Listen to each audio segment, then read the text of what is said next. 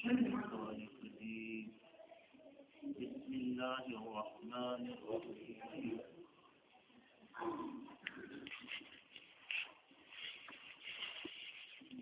ألم تر إلى الذين يزعمون أنهم آمنوا بما أنزل إليك وما أنزل من قبلك يريدون أن يتحاكموا إلى الطاغوت وقد أمروا أن يكفروا به ويريد الشيطان أن يضلهم ضلالا بعيدا وإذا قيل لهم تعالوا إلى ما أنزل الله وإلى الرسول رأيت المنافقين يصدون عنك صدودا فكيف إذا أصابتهم مصيبة بما قدمت أيديهم ثم جاءوك يحلفون بالله إن أردنا إلا إحسانا وتوفيقا أولئك الذين يعلم الله ما في قلوبهم فأعرض عنهم وعظهم وقل لهم في أنفسهم قولا بليغا وما أرسلنا من رسول إلا ليطاع بإذن الله ولو أنهم إذا ظلموا أنفسهم جاءوك فاستغفروا الله واستغفر لهم الرسول لوجدوا الله توابا رحيما فلا وربك لا يؤمنون حتى يحكموك فيما شجر بينهم ثم لا يجدوا في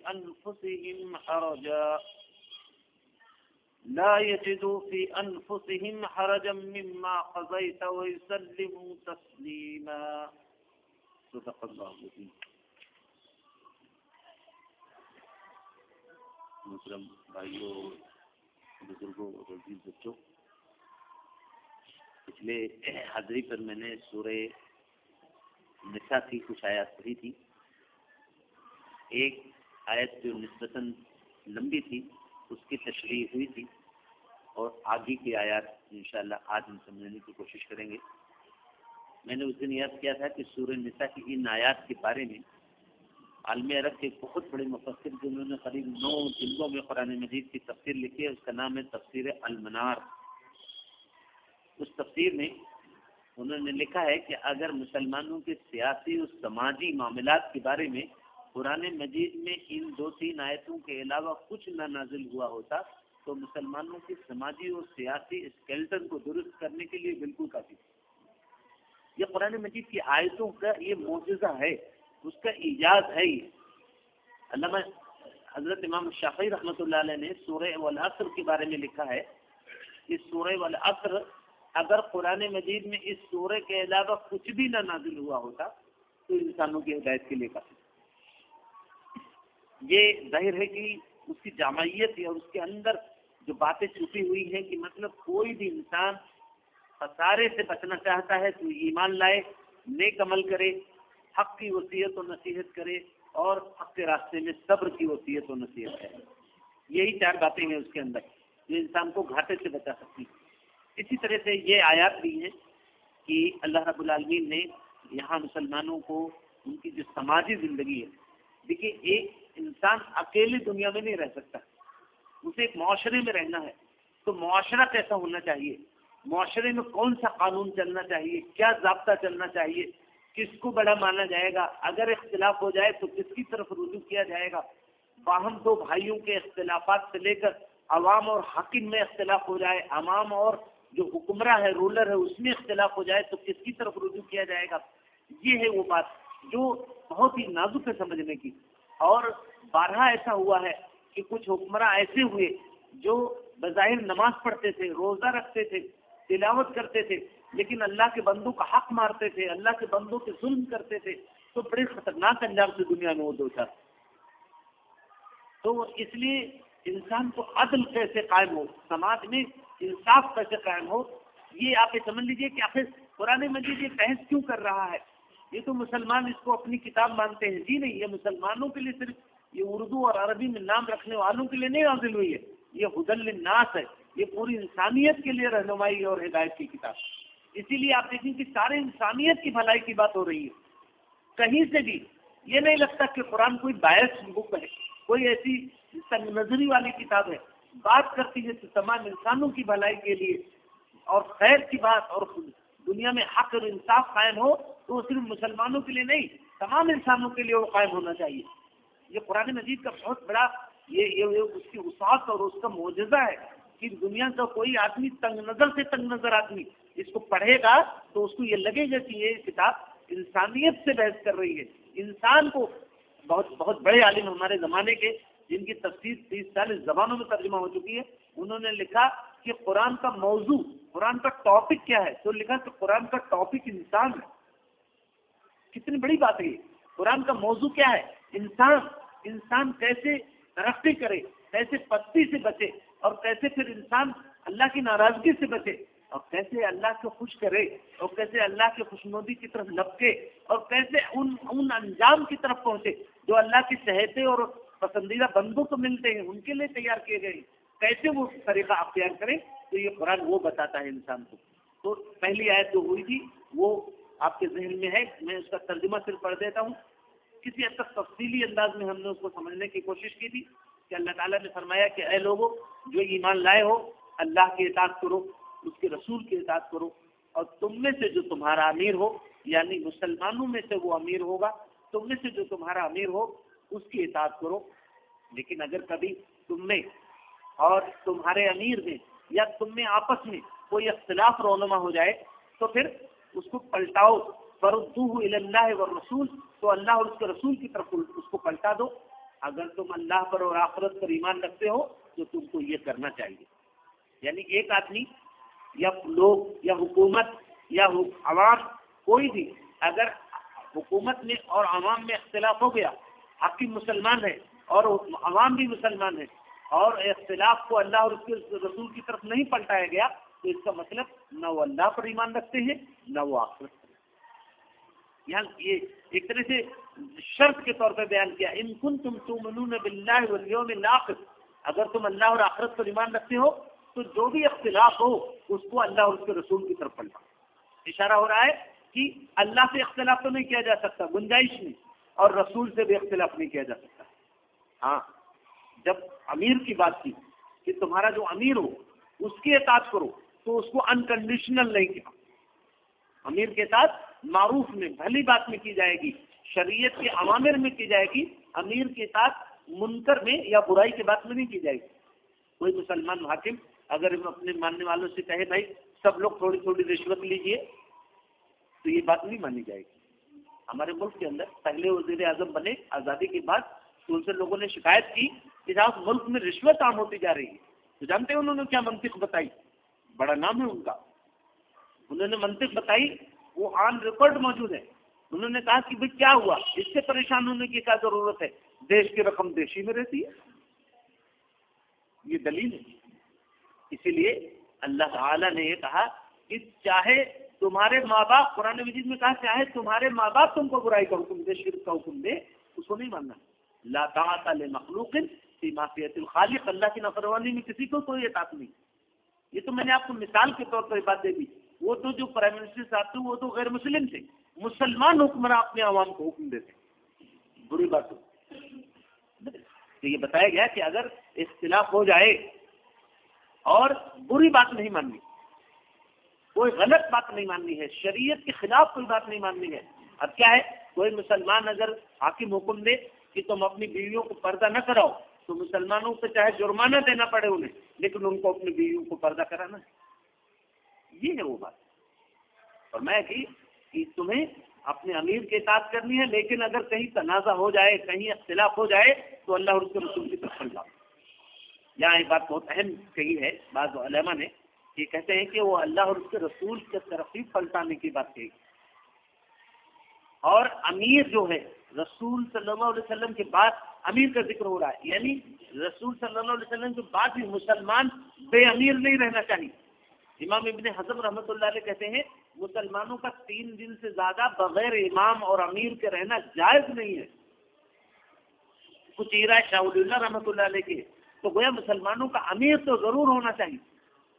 اگر حکومت نہیں بھی قائم ہے تو مسلمانوں کا امیر تو ہونا ہی چاہیے. ابھی بہت زیادہ عرصہ نہیں ہوا، 1939 وغیرہ تک باقاعدہ اس ملک کے اندر ایک فضا بنی ہوئی تھی کہ مسلمان اپنے اپنے، یہ تو یہ کوئی ایک ملک تو ہے نہیں، یہ تو بہت سارے ملکوں کا مجموعہ ہے ہمارا ملک. تو ہر علاقے میں کوئی نہ کوئی ایک آدمی مسلمانوں کا امیر ہوتا ہے.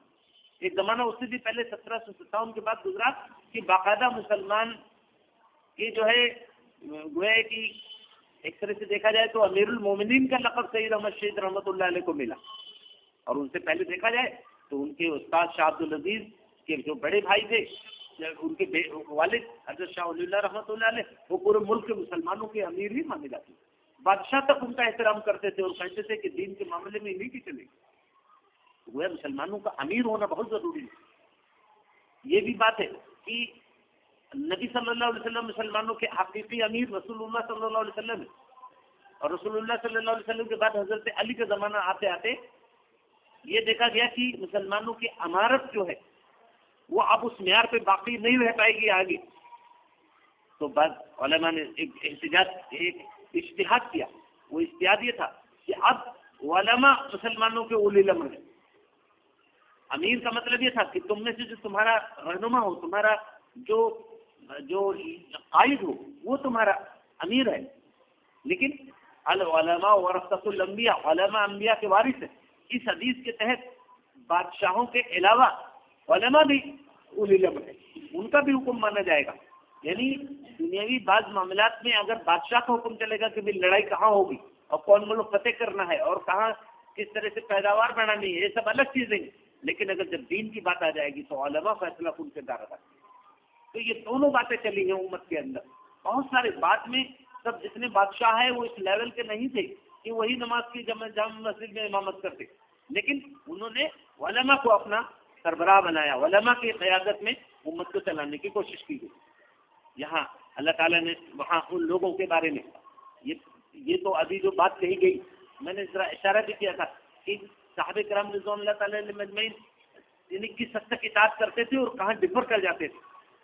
لیکن یہاں آگے منافقوں کے بارے میں بات کی.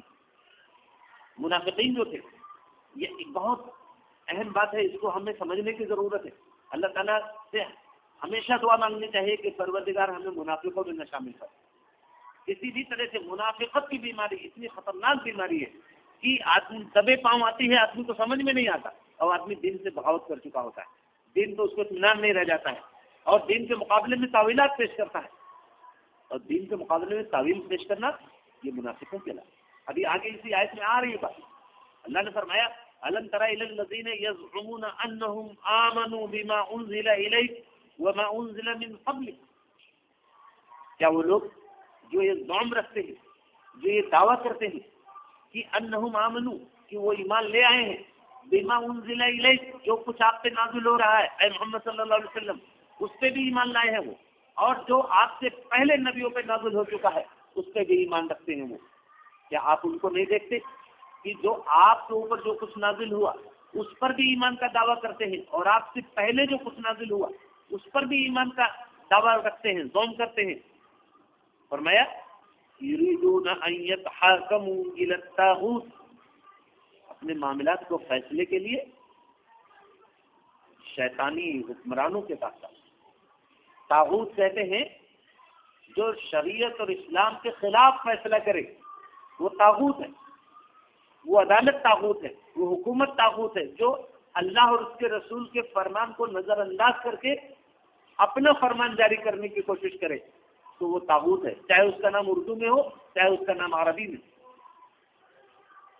یہاں فرمایا کہ کیا تم ان لوگوں کو نہیں دیکھا آپ نے کہ جن کو یہ زوم ہے کہ وہ جو کچھ آپ پہ نازل ہوا اس پر ایمان رکھتے ہیں، جو آپ سے پہلے نازل ہوا اس پر ایمان رکھتے ہیں. جب ان کو اپنے مسائل کا، اپنے معاملات کا فیصلہ کرانا ہوتا ہے تو وہ طاغوت کی طرف ہے. طاغوت ایک اسلام کی اصطلاح ہے، اس کو ذہن میں قاعدے سے سمجھ لیجیے کہ طاغوت کہتے ہیں اللہ رب العالمین کے دین سے بغاوت کرنے والے کو اور اللہ سے بغاوت کی بنیاد پر دنیا کو چلانے کا ارادہ کرنے والے. گویا کہ ایک آدمی گناہ کر رہا ہے تو وہ طاغوت اس کو نہیں کہا جائے گا، لیکن ایک آدمی دوسروں کو گناہ پہ مجبور کرے تو گویا وہ طاغوتیت کی طرف بڑھ رہا ہے.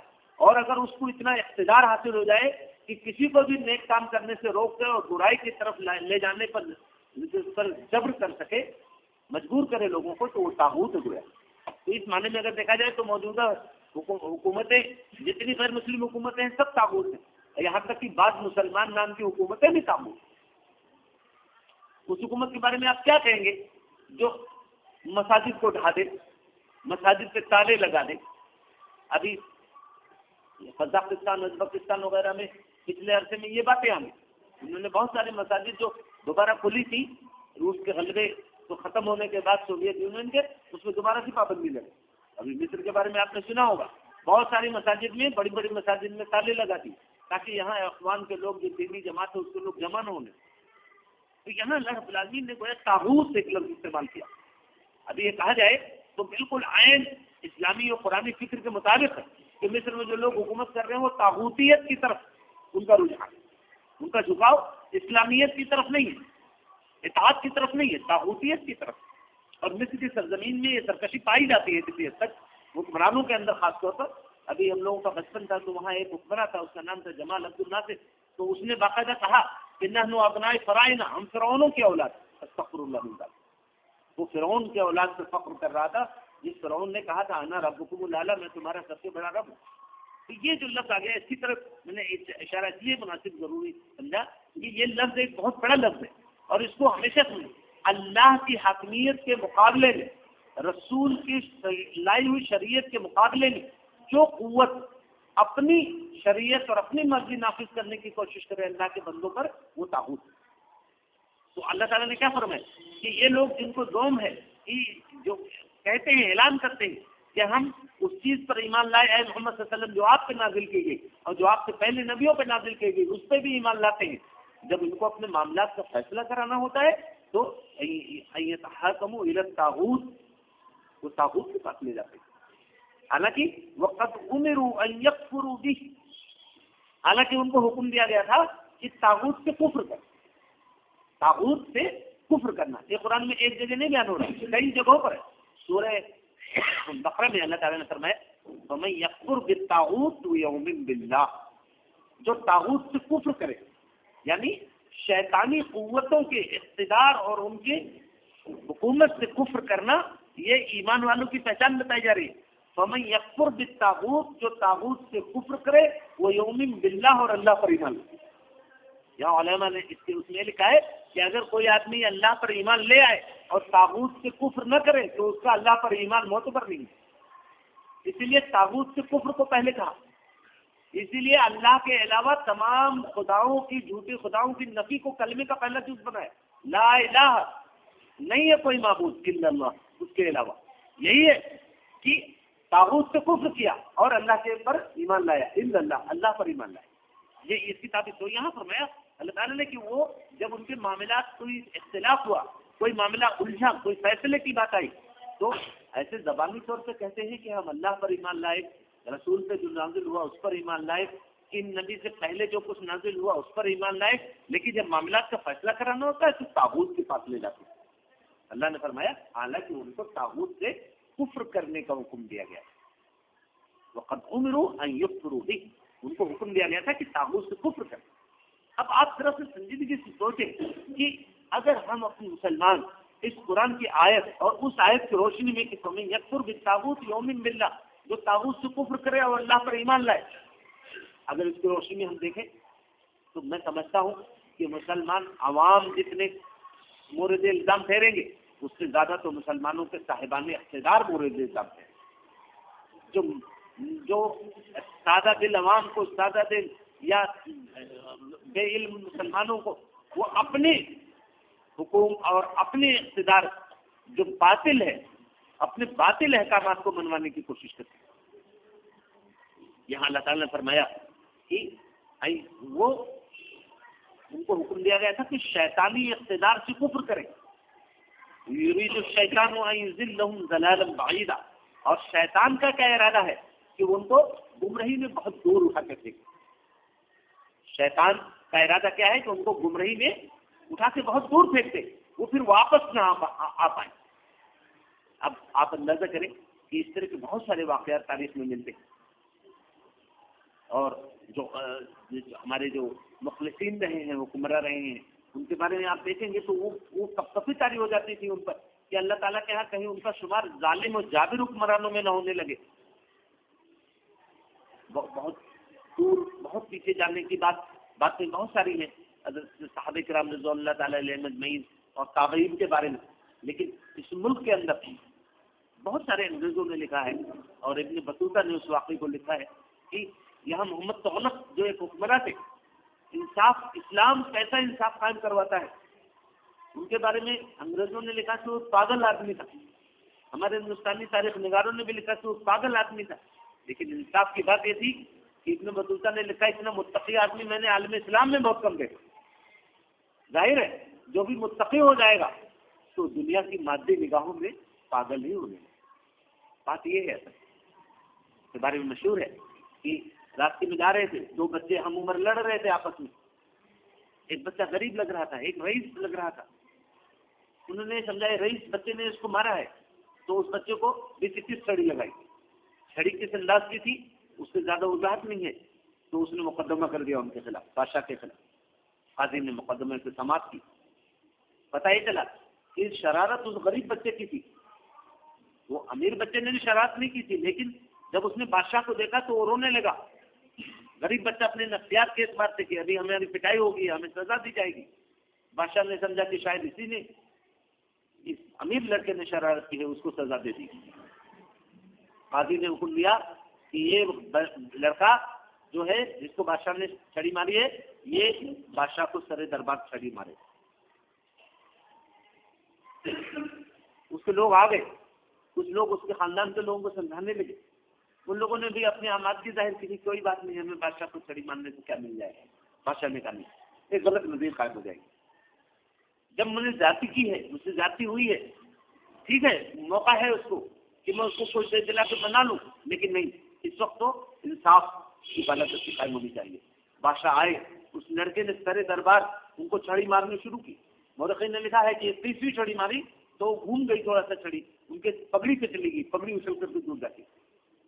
اس کو کہتے ہیں یہ ہے، جب یہ چیز قائم ہوتی ہے تو اللہ رب العالمین نے باقاعدہ اس کی طرف اشارہ کیا، اور میں سمجھتا ہوں یہ مسلمانوں کا دور عروج نہیں ہے، محمد تغلق کا زمانہ دینی اعتبار سے دور زوال ہے۔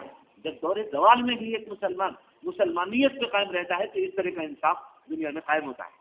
تو یہاں اللہ رب العالمین نے فرمایا کہ دیکھو، اگر تم شیطانوں کے ارادے پہ چلے جاؤ گے اپنے معاملات کا فیصلہ کرانے کے لیے، شیطانی عدالتوں اور شیطانی قوتوں کے پاس جاؤ گے، تو سن لو، شیطان کا تو ارادہ ہے، وہ یرید الشیطان، اور شیطان تو چاہتا ہے ان یضلہم ضلالا بعیدا، کہ تمہیں گمراہی میں بہت دور اٹھا کے۔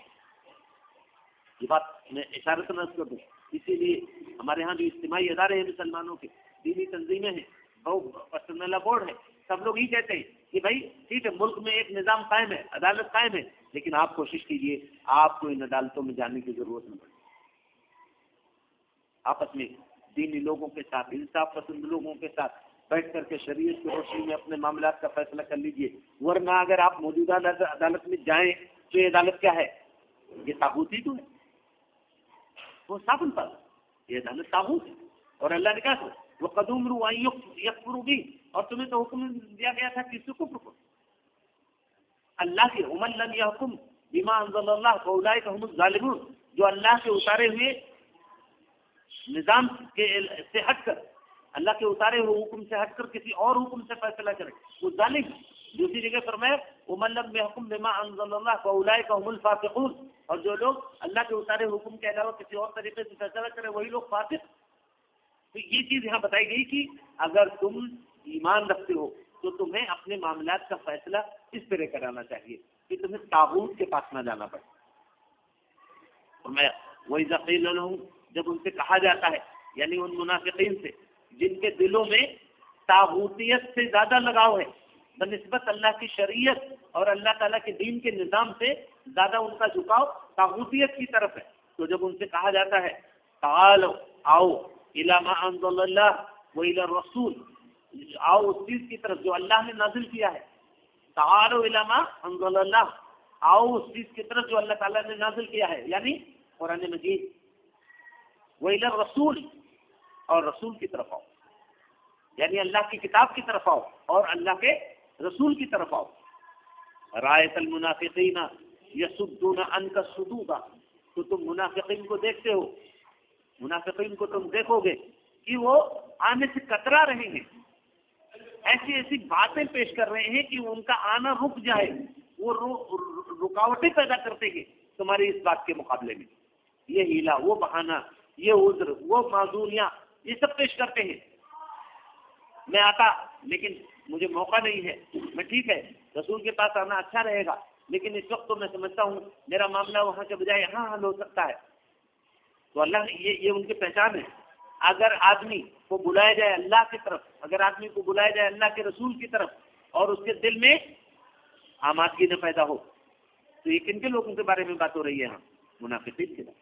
اس لیے میں نے بات کی تھی، اللہ تعالیٰ سے ہمیشہ رو رو کے پناہ مانگنی چاہیے کہ پروردگار منافقت کی بیماری ہمارے دل میں نہ پیدا۔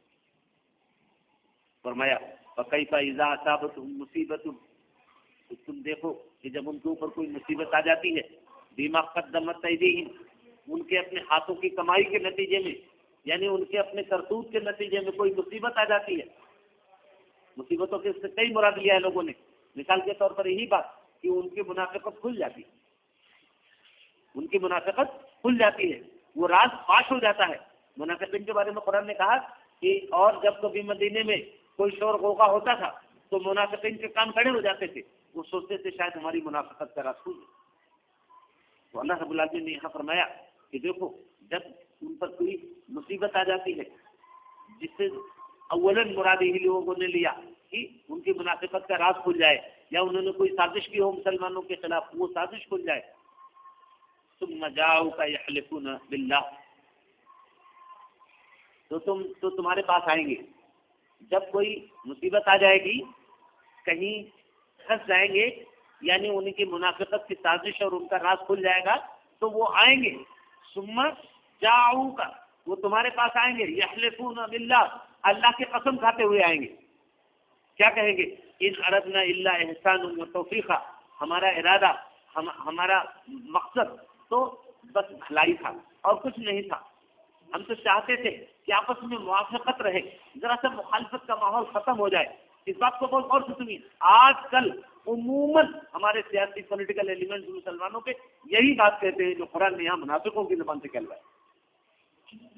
کیا کہا کہ جب ان سے کہا جاتا ہے کہ تم اللہ کی طرف آؤ، رسول کی طرف آؤ، اللہ کی کتاب کی طرف آؤ، تو وہ طرح طرح سے عذر معذور پیش کر کے رک جاتے ہیں، اور جب ان پر کوئی مصیبت آ جاتی ہے، کہیں سے منافقت کا راز کھلنے لگتا ہے، لگتا ایسا ہے کہ اب پھنس جائیں گے، اب مسلمانوں میں ان کی پوزیشن بالکل کھلنے والی ہے، حقیقت کیا ہے وہ معلوم ہو جائے گا لوگوں کو، تو وہ تب تمہارے پاس آتے ہیں۔ اوپر کیا کہا تھا کہ جب ان سے کہا جاتا ہے آؤ اس چیز کی طرف جو اللہ تعالیٰ نے نازل کی، اور آؤ رسول کی طرف، تب تو ہیلے حوالے کرتے تھے، اور جب پھنس جاتے ہیں اور کہیں سے ان کے سازشوں کا راز کھلنے لگتا ہے تو کیا کہتے ہیں؟ آتے ہیں تمہارے پاس اور کہتے ہیں یحلفون باللہ، قسم کھانے لگتے ہیں اللہ کی، حلف لینے لگتے ہیں اور کہتے ہیں کہ ان اردنا الا احسان و توفیقا، ہمارا ارادہ تو بس بھلائی کرنا تھا، اچھائی تھا ہمارا ارادے میں شامل، اور ہم چاہتے تھے آپس میں موافقت ہو جائے۔ یہ تو بڑا ٹینشن کا ماحول ہے اسلام اور کافروں کے اندر، یہ تھوڑا ختم ہو جائے، ہم تو اس لیے چلے گئے تھے، ورنہ ہم تو رسول پر ایمان رکھتے ہیں، ہم کوئی ان کا انکار تھوڑی کر رہے ہیں، بس ہمارا ارادہ تھوڑا بھلائی تھا۔ یہ پہچان اتنے خوبصورت الفاظ میں جو لوگ کرتے ہیں، ان کی پہچان اللہ تعالیٰ نے اپنی کتاب میں کن الفاظ سے کی؟ یہ منافق، یہ منافق، یعنی اللہ کی شریعت سے ہٹ کر، کہ اللہ کی کتاب سے ہٹ کر، نبی پاک صلی اللہ علیہ وسلم کی اسوہ مبارکہ سے ہٹ کر اگر کسی اور ذریعے سے لوگ تمہیں مطمئن کرنا چاہیں تو سمجھ لو کہ ان کے نہ ارادے نیک ہیں، نہ ان کا حال اور ماضی اور مستقبل کچھ بھی نہیں قابل اعتبار۔ تو یہاں اللہ تعالیٰ نے یہ خاص پہچان بتائی۔ اکثر لوگ سورہ مائدہ اگر آپ کھولیں گے تو وہاں اللہ تعالیٰ نے فرمایا کہ منافقین کے بارے میں کہا کہ اور یہ اکثر و بیشتر اللہ کے دشمنوں ہی میں گھومتے گھامتے رہتے ہیں، ان سے جب پوچھا جاتا ہے کہ بھئی آپ اکثر ادھر ہی نظر آتے ہیں، کیا بات ہے؟ تو کہتے ہیں بس ہم تھوڑا حالات کو تھوڑا دیکھ کر کے، ہم تمہاری طرح بیوقوف تھوڑی ہیں، ہم حالات کو تھوڑا دیکھتے رہتے ہیں، اونٹ کس کروٹ بیٹھتا ہے ہم اسی اعتبار سے اپنے آپ کو سیٹل کر لیں گے۔ یہ باقاعدہ سورہ مائدہ کے اندر آپ اس کو وہاں جہاں اللہ تعالیٰ نے مسلمانوں کو روکا ہے، فرمایا یا ایھا الذین آمنوا لا تتخذوا اليہود والنصارى اولیاء، اے لوگوں جو ایمان لائے ہو یہود اور نصاروں کو اپنا ولی و سرپرست نہ بنانا۔ ومن یتولہم منکم فانہ منہم، تم میں سے جو کوئی ان کا اپنا سرپرست بنائے گا وہ اسی میں سے شمار کیا جائے گا۔ اسی کنٹینویشن میں اللہ تعالیٰ نے وہ بات رکھی کہ ان میں سے وہ لوگ جو اکثر کافروں اور اللہ کے باغیوں کے درمیان گھومتے رہتے ہیں، ان سے کہا جاتا ہے بھی آپ ہر وقت ادھر ہی کیوں نظر آتے ہیں؟ تو کہتے ہیں کہ بس ہم کوئی تمہاری طرح بیوقوف تھوڑی ہیں، ہم تھوڑا حالات کے اپ ڈاؤنس کو دیکھ رہے ہیں، تھوڑا حالات کے کوشچنس کو بہت سیریسلی پڑھ رہے ہیں، اس کے بعد ہم مستقبل کے اعتبار سے کچھ اپنا پروگرام بنا رہے ہیں، آپ کی طرح سے جذباتی تھوڑی ہیں۔ معاف کیجیے، مجھے تو جذباتیت 1000 درجے اس لائق لگتی ہے کہ آدمی اس کو اپنے آپ کو اس کے قربان کر دے بنسبت اس دانشوری کے جو آدمی کو کفر کے دامن میں لے جا کے مطمئن ہے۔ بہت نازک مسائل سے گزر رہے ہیں پوری دنیا کے اندر۔ اللہ نے فرمایا کہ ان کا انداز ہی ہوتا ہے، جب ان سے اس طرح کہا جاتا ہے تو کہتے ہیں کہ بھائی ہمارا کوئی ارادہ ایسا تھوڑی تھا کہ ہم نبی کے خلاف کوئی بغاوت کا جھنڈا بلند کر رہے تھے، ارے ہم تو چاہ رہے تھے کہ بھائی ذرا تھوڑا اچھا بھلا ماحول بن جائے، آپس میں بڑی دوریاں ہیں اس وقت مسلمانوں اور کافروں میں، ہم چاہ رہے تھے تھوڑا منیمائز کر دیا جائے اور تھوڑا ٹینشن بہت زیادہ ہے اس کو ریلیز کر دیا جائے۔ یہ باتیں جو لوگ کہہ رہے ہیں ان کے بارے میں اللہ نے گواہی دی کہ یہ لوگ منافق ہیں۔ اب کتنی نازک بات ہے، بہت ہی خطرناک بات ہے یہ اس پہلو سے۔ یقیناً میں یہ سمجھتا ہوں اگر مسلمانوں کے امیر جو ہیں وہ کچھ لوگوں کو متعین کرے کہ بھائی جاؤ ان لوگوں سے بات کرو، اور ہم چاہتے ہیں کہ یہ خدشات کا ماحول نہ رہے اور تھوڑا مسلمان مطمئن زندگی گزارے، وہاں مسلمان کے امیر اگر صحیح بات کی طرف اگر کہیں گے اس بات کے تحت پروگرام کے تحت اور مسلمانوں کی اجتماعیت کے ایک پروگرامنگ کے تحت اگر ایسا ہو، لیکن اگر آدمی اللہ اور اس کے رسول کے مقابلے میں اپنی مادی مفادات، اپنی مادی لذتوں کی خاطر اور دنیا میں اپنی عافیت کے اعتبار سے ڈوبتے ہوئے اسلام اور مسلمانوں کی اجتماعیت سے ہٹ کر اپنی عافیت کے بارے میں الگ سے کافروں سے ساز باز کرے تو یہ اس کی منافقت کی دلیل ہے، یہ اسلام کی دلیل نہیں۔ اللہ نے فرمایا اولئک الذین یعلم اللہ ما فی قلوبہم، یہ لوگ ہی ہیں جن کے دلوں میں جو کچھ ہے اللہ کو بہت اچھی طرح۔ انہوں نے کیا کہا کہ ہمارا ارادہ کیا ہے؟ احسان و توفیق، ہمارا ارادہ تو بھلائی کا ہے، ہمارا ارادہ تو یہ ہے کہ آپس میں موافقت ہو جائے۔ فوراً اللہ نے کیا جملہ کہا؟ اولئک الذین یعلم اللہ ما فی قلوبہم، جان لو اللہ کو معلوم ہے کہ ان کے دلوں میں کیا ہے۔ اب یہ تو اللہ کو معلوم ہے کہ ان کے دلوں میں کیا ہے، یہاں آ کر کے کتنا اونچا اخلاق سکھایا ہے اللہ تعالیٰ نے اپنے پیغمبر کو، فاعرض عنہم، تو آپ ان سے اعراض کیجیے، یعنی نظر انداز کر، آپ نظر انداز کر دیجیے ان کو۔ یہ جو سازشیں کر رہے ہیں بالکل اللہ تعالیٰ آپ کو صحیح بتا رہے ہیں، یہ سازش کر رہے ہیں، لیکن اللہ تعالیٰ کیا کہہ رہے ہیں؟ فاعرض عنہم، ان سے اعراض کیجیے، چشم پوشی کیجیے، نظر انداز کر دیجیے ان کی حرکتوں کو، غلیظ حرکتوں کو۔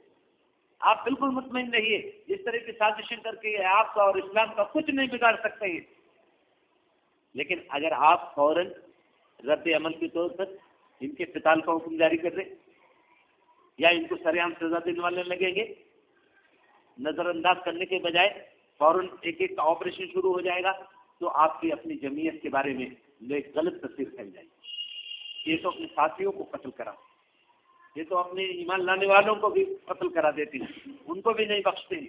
حالانکہ جواز موجود ہے، اگر کوئی آدمی اللہ کے رسول سے بغاوت کرے تو جواز موجود ہے، لیکن میں نے یہ کیا، اللہ تعالیٰ نے خود اپنے پیغمبر کے بارے میں فرمایا ہے تو وَإِنَّكَ لَعَلَىٰ خُلُقٍ عَظِيمٍ، اے نبی آپ بلا شبہ اخلاق سے بڑے اونچے مرتبے پہ پائے۔ تو وہ اونچا اخلاق آپ صلی اللہ علیہ وسلم کو کس نے سکھایا؟ اللہ نے سکھایا۔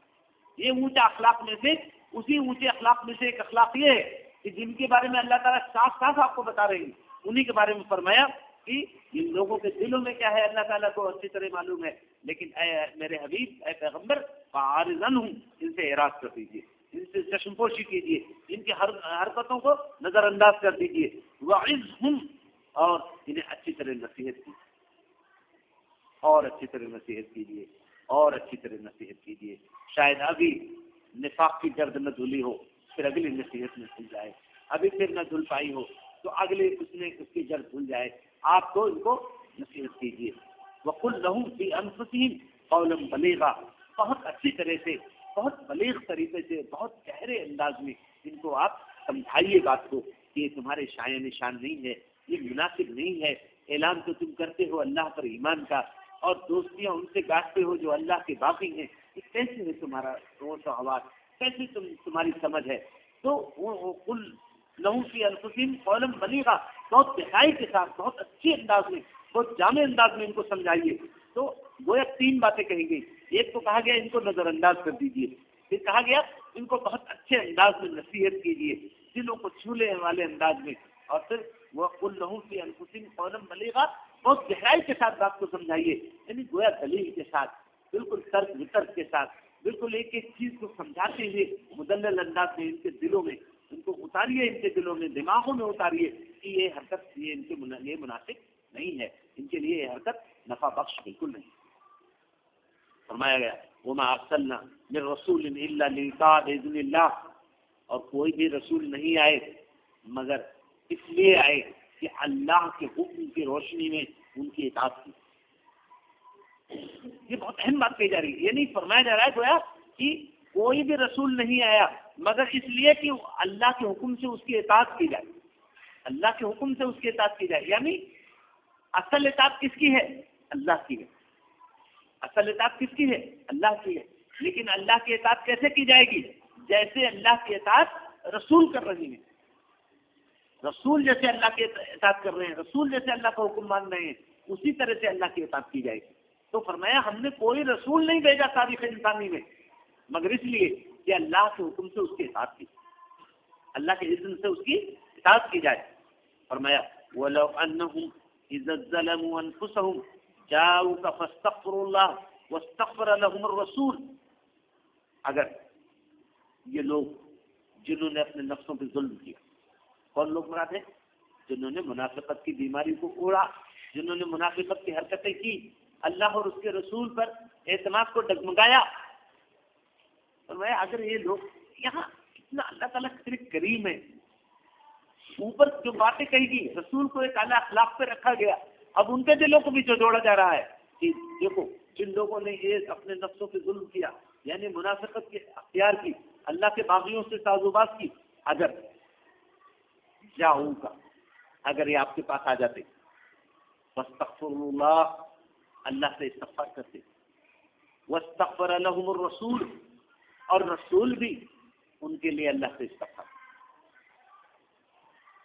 اوپر بتایا گیا تھا کہ ان سے اعراض کیجیے، ان کو اچھی نصیحت کیجیے، بہت گہرائی کے ساتھ، بہت جامع انداز میں، بہت لاجیکل ان کو سمجھائیے اچھے انداز میں.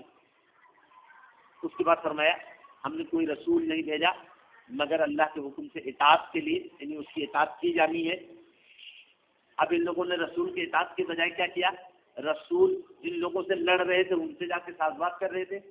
تو فرمایا اگر یہ لوگ اپنے نفس پہ جو ظلم کر رہے تھے اس کا احساس ان کو ہو جاتا کہ نہیں ہماری یہ حرکت غلط ہے، ہم نے یہ غلط کیا، اللہ کے رسول کے مقابلے میں ہم نے ان سے جا کے باتیں کی، ان سے جا کے اپنی سیٹنگ کرنی شروع کی، یہ بہت غلط ہے.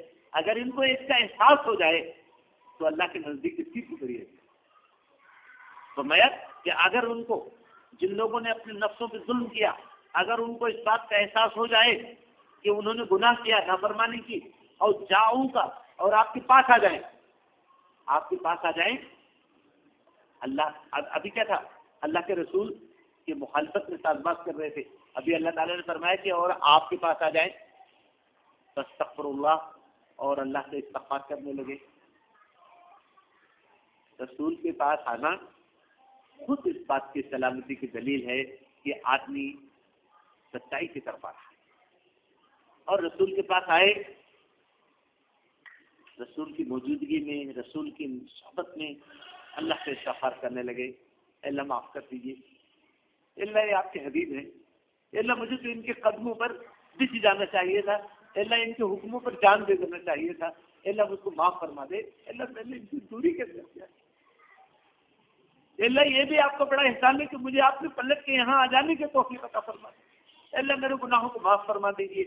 اور ان کی اس حرکت کو دیکھ کر، اس کی اس اچھی خوشگوار واپسی کو دیکھ کر رسول بھی اللہ سے اس کے لیے استغفار کریں کہ اللہ یہ آپ کا بندہ بھٹک گیا تھا، اللہ اس کو بخش۔ کتنی عجیب و غریب ترتیب اللہ تعالیٰ کی ترتیب ہے یہ، ہم اور آپ اس میں کیا کہہ سکتے ہیں۔ اللہ نے فرمایا کہ پھر وہ جو لوگ اپنے نفسوں پہ ظلم کر بیٹھتے ہیں، اگر ان میں سے کچھ لوگ آپ کے پاس آ جائیں اپنے گناہ کا احساس کر کے، اپنی سرکشی کا ادراک کر کے وہ آپ کے پاس آ جائیں اور اللہ سے استغفار مانگنے لگے، اللہ سے مغفرت طلب کرنے لگے، اور پھر ان کی اس کیفیت کو دیکھ کر آپ کا دل بھی مچل جائے۔ آپ تو انتہائی شفیق تھے بندوں کے لیے، قرآن سے گواہی دے رہا ہے کہ ماں باپ سے بھی زیادہ شفیق ہیں آپ انسانوں کے لیے۔ تو فرمایا کہ واستغفر لهم الرسول، اور رسول بھی ان کے لیے اللہ سے استغفار کرے، لوجد اللہ توابا رحیما، تو تم اللہ تعالیٰ کو بہت زیادہ توبہ قبول کرنے والا اور بہت زیادہ رحم کرنے والا پاؤ گے۔ آ کے تو دیکھو، مچل کے تو دیکھو اللہ کے دربار میں، ارے یہ رسول جن کے خلاف تم سازش کر رہے تھے، آ کے ان سے چمٹ کر تو دیکھو کتنے شفیق پاؤ گے تم ان کو۔ اور یہ جب اللہ تعالیٰ سے تمہاری مغفرت کے لیے دعا کرنے لگیں گے، اے اللہ آپ کا بندہ بھٹک گیا تھا، اے اللہ نادانی میں شیطان نے اس کو بھٹکا دیا تھا، اے اللہ واپس چلا آیا ہے، اے اللہ اس کو بخش دے، تو کہاں قبولیت کہاں جائے گی؟ قبولیت تو اس کو استقبال کرے گی رسول کی اس دعا کا۔ تم اپنے بھلے کی بات کرو گے اگر تم یہاں آؤ گے۔ کیا اشارہ دیا جا رہا ہے؟ ابھی تو تم نبی کے خلاف سازش کر رہے تھے، جال بن رہے تھے سازشوں کے، اور ابھی آؤ گے تو یہ نہیں پاؤ گے کہ نبی تمہیں حقارت سے دیکھیں گے، نہیں، نبی تم چمچا لیں گے، نبی اللہ سے تمہارے لیے استغفار کی دعا کریں گے اتنا، اور تم اللہ تعالیٰ کو بہت زیادہ توبہ کو قبول کرنے والا پاؤ گے، اور رحم کرنے والا پاؤ گے۔ یہ قرآن کا انداز ان لوگوں کے لیے ہے جنہوں نے باقاعدہ یعنی کفر کی سب سے خطرناک شکل جو ہے وہ منافقت، یعنی بعض مفسرین نے کہا کہ منافق سب سے کٹر کافر ہوتا ہے، یعنی کافر تو اسلام کا انکار کرتا ہے اور اسلام کا مخالف ہوتا ہے، اور منافق جو ہوتا ہے وہ اسلام لانے کا اعلان کرتا ہے اور اندر سے پوری طرح سے کفر کے ساتھ ہوتا ہے۔ ایسے کٹر کافروں کے بارے میں جب اسلام کا یہ نقطۂ نظر ہے کہ اگر وہ آ جائیں اور توبہ کریں اور رسول اللہ صلی اللہ علیہ وسلم بھی ان کے لیے استغفار کریں اللہ سے، تو اللہ تعالیٰ ان کے توبہ کو قبول کرنے والا ہے اور بہت زیادہ رحم فرمانے والا ہے۔ یہ جو یہاں آگے ایک آیت بہت اہم ہے، اللہ نے فرمایا فلا وربک ربک لا یؤمنون حتی یحکموک فیما شجر بینہم ثم لا یجدوا فی انفسہم حرجا مما قضیت ویسلموا تسلیما، اور ہرگز نہیں، آپ کے رب کی قسم یہ لوگ ہرگز مومن نہیں ہو سکتے۔ ایک فائنل بات کہی جا رہی ہے اور قیامت تک کے لیے اصول بیان ہوگا، چاہے وہ بادشاہ ہو کسی ملک کا، چاہے وہ عوام ہو، کسی سیاسی پارٹی کا لیڈر ہو، کسی مسلمانوں کی کسی سنگٹھن اور اجتماعیت کا ذمہ دار ہو یا اس کے فالوورس ہو، سارے کے سارے لوگ جو اپنے آپ کو ایمان والا کہتے ہیں، اللہ تعالیٰ نے ان کے بارے میں ایک بہت قطعی بات کہی، فلا وربک لا یؤمنون حتی یحکموک فیما شجر بینہم، آپ کے رب کی قسم یہ ہرگز مومن نہیں ہو سکتے جب تک کہ اپنے مسائل میں، اپنے معاملات میں آپ کو قول فیصل نہ مان لیں، آپ کو فائنل اتھارٹی نہ مان لیں، تب تک یہ مومن نہیں ہے۔ کتنی بڑی بات کہی جا رہی ہے، اے پیغمبر، اللہ تعالیٰ قسم کھا رہے ہیں فلا وربک، اور آپ کے رب کے قسم یہ لوگ ایمان والے نہیں ہو سکتے جب تک کہ فائنل اتھارٹی اپنے معاملات میں آپ کو نہ مانے۔ فرمایا حتی یحکموک فیما شجر بینہم، اپنے معاملات کے اندر جب تک آپ کو مکمل فائنل حاکم نہ مان لیں، فائنل فیصلہ کرنے والی اتھارٹی نہ مان لیں، اور صرف یہ نہیں کہ فائنل فیصلہ کرنے والی اتھارٹی مان لیں، بلکہ فرمایا ثم لا یجدوا فی انفسہم حرجا مما قضیت، اور پھر اپنے دلوں میں کوئی بھی تنگی نہ محسوس کرے اس فیصلے کے مقابلے میں جو آپ نے کیا۔ دو باتیں کہی جا رہی ہیں، ایک تو اے نبی آپ کے رب کی قسم یہ لوگ مومن نہیں ہو سکتے جب تک کہ آپ کو اپنے معاملات میں فیصل نہ مان لیں، دوسری آپ کے فیصلے پر اپنے دلوں میں کوئی تنگی نہ محسوس کرے۔ اللہ کے نبی صلی اللہ علیہ وسلم کے ایک پھوپھیزاد بھائی ہیں حضرت زبیر رضی اللہ عنہ، مدینے میں رہ رہے تھے. ایک آدمی کا کھیت ان کے کھیت سے متصل تھا. پہلے حضرت زبیر کا کھیت پڑتا تھا، اس کے بعد اس آدمی کا پڑتا تھا. تو حضرت زبیر کے اس میں نالے سے پانی آ رہا تھا. ابھی حضرت زبیر رضی اللہ عنہ کا کھیت سینچا نہیں تھا. اس آدمی نے اپنے میں پانی کاٹنا چاہا تو حضرت زبیر نے روک دیا. انہوں نے کہا اس سے تو میرا بھی کام نہیں ہوگا اور تمہارا بھی کام نہیں ہوگا، پانی ادھر نکلنے لگے گا تو میرا کھیت رہ جائے گا ایسے ہی. تو اس نے کافی رد و بدل کر لیا.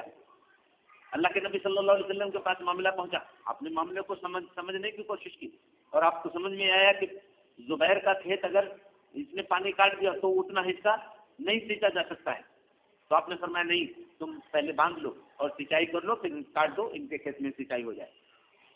تو وہ آدمی جو پانی کاٹنا چاہ رہا تھا اس نے اللہ کے نبی صلی اللہ علیہ وسلم کے اس فیصلے پر ایک نقد کیا.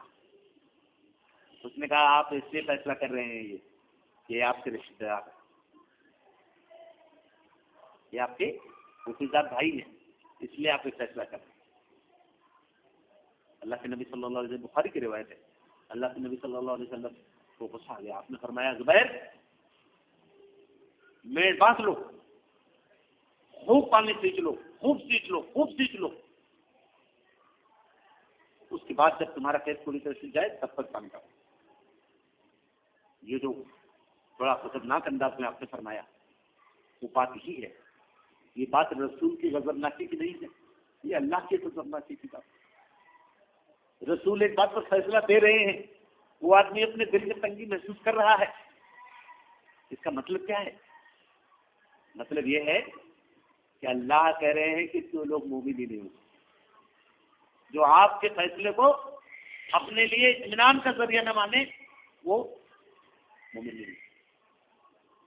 اللہ کے نبی حضرت محمد صلی اللہ علیہ وسلم تو تمام معاملات میں فیصل ماننا، آپ کے فیصلے پہ کہیں سے بھی تنگی میں محسوس کرنا، یہ صحابہ کی پہچان.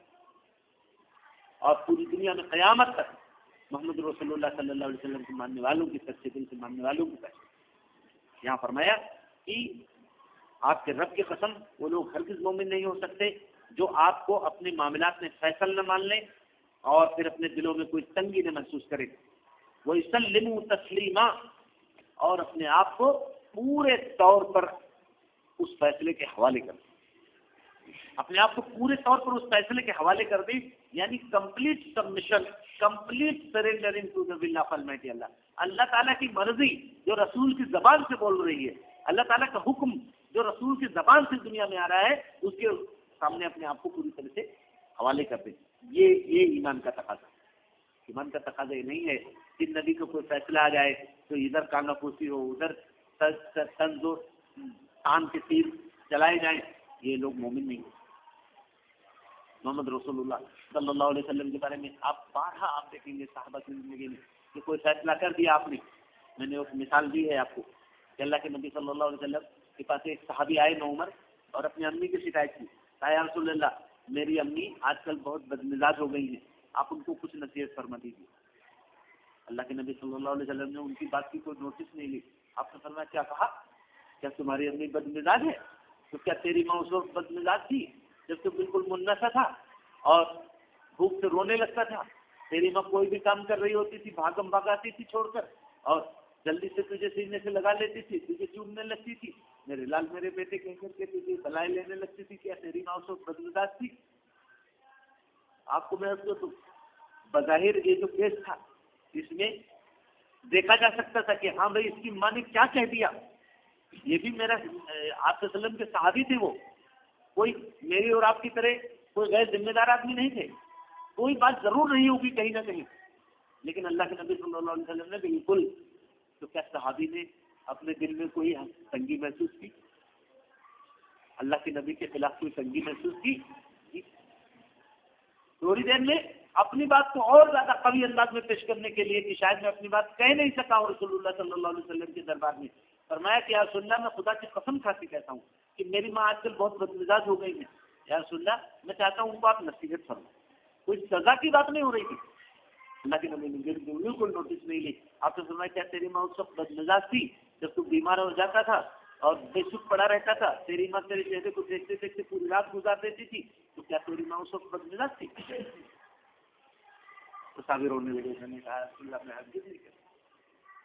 آپ دیکھیے کہیں سے بھی بات آ رہی ہے کہ رسول کے فیصلے پر یا رسول کے نظر انداز کرنے کو ان کے دل میں کہیں سے تنگی آ رہی ہے؟ نہیں، لیکن اپنی بات کہنے کی کوشش کر رہے ہیں، سوچ رہے ہیں شاید میں بات نہیں کہہ پایا۔ اس کی بات جو بات ہوئی ہے، بڑا احسان ہے ان کا ہم سب لوگوں پر۔ انہوں نے کہا یا رسول اللہ، تو کیا آپ یہ کہنا چاہتے ہیں چاہے میری ماں میرے ساتھ زیادتی ہی کیوں نہ کرے لیکن میں اپنی ماں کا حق ادا کرتا رہوں؟ آپ نے فرمایا ہاں ہاں، چاہے تیری ماں تیرے ساتھ زیادتی ہی کیوں نہ کرے، لیکن تجھے اس بات کا حق نہیں دیا جا سکتا ہے کہ اپنی ماں کی حق غلطی کرے۔ اس کو کہتے ہیں نبی کے فرمان کے سامنے جھک جانا، اپنے عقل کو الزام دینا، نبی کے فیصلے کو الزام دینا نہیں، اپنی عقل کو الزام دینا کہ یہ عقل نالائق ہے، یہ کم فہم ہے، اس کو نہیں کام سے بننے آئی، رسول کو ہم تھوڑی کہہ سکتے ہیں، اس کو ایمان۔ میں بہت ادب کے ساتھ کروں گا، ہمیں اپنے آپ کو اس لیول پر لانے کی کوشش کرنی چاہیے۔ یقیناً ہم میں سے کوئی صحابی نہیں ہو سکتا ہے، لیکن نقل تو انہیں کی کرنی ہے، نقش قدم پہ تو انہیں کے چلنا ہے جو محمد رسول اللہ صلی اللہ علیہ وسلم کی تربیت میں ایمان لائے، آپ کی تربیت میں ان کے اخلاق پروان چڑھے، اور ان کے ایمان اور انصاف اور سماج اور معاشرہ اور انسانیت کے لیے جو کچھ انہوں نے کیا وہ اللہ کے نبی صلی اللہ علیہ وسلم کی صحبت مبارکہ کی روشنی میں اللہ کی کتاب کی برکت سے ہوا۔ تو ہمیں بھی آج اگر کچھ کرنا ہے تو اللہ کی کتاب اور محمد رسول اللہ صلی اللہ علیہ وسلم کے طریقے ہی سے اخذ کرنا پڑے گا۔ اللہ تعالیٰ سے میری دعا ہے کہ اللہ تعالیٰ مجھے ناقصوں کمزور کو بھی توفیق دے، آپ کو بھی توفیق عطا فرمائے۔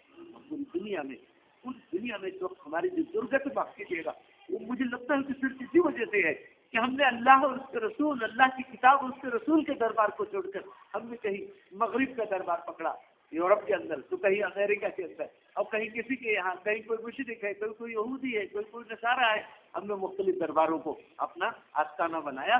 اللہ کو بڑی غیرت آ گئی، نام میرا لینے والے، میرے ٹکڑوں کے پلنے والے، میرے نبی سے نسبت کرنے والے، میرے دین کے ساتھ یہ مذاق کہ چلو اب تم کر لو اپنی جیسی اور ڈھونڈ لو عزتیں، دیکھتے ہیں ہم تم کیسی عزتیں پاتے ہو۔ اور پوری امت کے خواص اور عوام ہم عزتوں کے قلم میں کہاں اپنے ناک رگڑ رہے ہیں، عزت ہے کہ نہیں ہاتھ آ رہی ہے۔